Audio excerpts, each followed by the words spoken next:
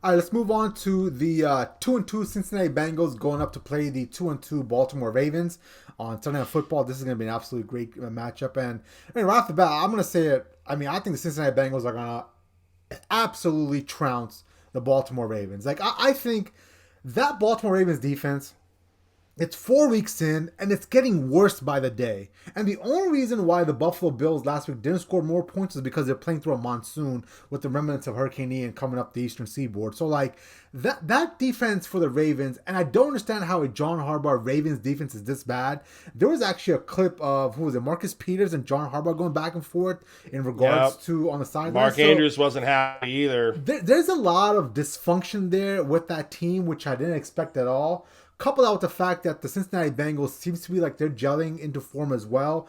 Joey B and the offense is looking much better. He has 6 touchdowns and 0 picks for the last 3 weeks. I know week 1 he had a horrendous performance with 4 interceptions, but ever since then, day by day, they've really started getting better, and I do see better O-line play out of that Cincinnati Bengals team. I expect Jamar Chase to have a massive game. If you're a fantasy owner and you have him and you're waiting for him to break out, this is the week. I mean, that defense is terrible. He's going to go off, probably get a couple touchdowns. You know, that's my fantasy advice for you guys. On the other hand, Lamar Jackson, right, at the end of the day, like, I hate going down this road because Lamar Jackson is an MVP. He's great. He deserves all his money.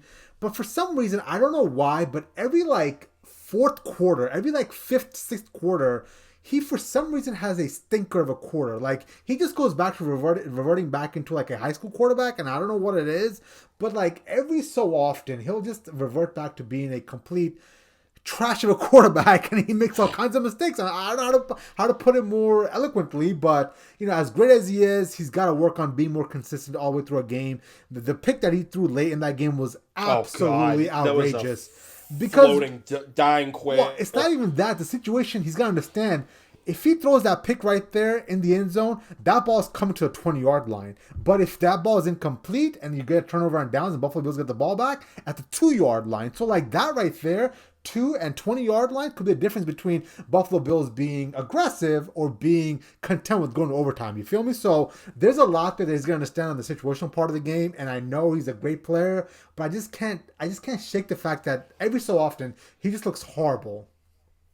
Right. No, I'm right with you there, and John Harbaugh, like kudos to him listening to the analytics department and going for it on fourth downs at crucial spots. But like the key is you have to hit on going for it on fourth down, and Marcus Peters was looking for blood on the sideline from Harbaugh, and Mark Andrews had a couple of interesting and pointed comments post game about this.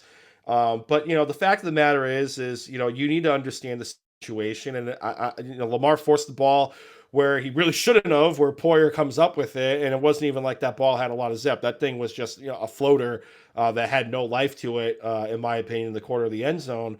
But logic, Jay. Here's the thing: logic wants me to take the Bengals. Not just to win outright. I mean, they're +3 against the Ravens on Sunday Night Football, but the problem I have is slapnuts Zach Taylor, because you could see it in the Dolphins game, and I don't understand why he went away from this. Like, he would pass the ball, you would get like chunk plays from Jamar Chase or Boyd or whoever, and then they would try to force feed the ball to Joe Mixon, and he would run into a brick wall, and it would just kill drives the whole time. That's why the Dolphins were in the game. I don't know why he wasn't taking advantage of our depleted secondary on Thursday Night Football. And on paper, the Ravens should be, the Ravens defense should be giving up, a 50 spot, and the Bengals should just actually absolutely take them to the woodshed and drop 50 on them.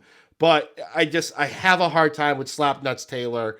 I think this is going to be a close game. I am leaning towards Baltimore winning at home Oh. just because of my lack of confidence in the Zach Taylor play calling here. It was Madden on Thursday Night Football. Now it's going to be on prime time, and I'm going to go. I'll go against the grain here. I'll go with the Ravens laying the 3 points. And the weather seems to be no issue at all. It's going to be 64, clear, sunny, beautiful night in Baltimore. So it's going to be one of those nights where you can air it out if you needed to, unlike that monsoon they played in.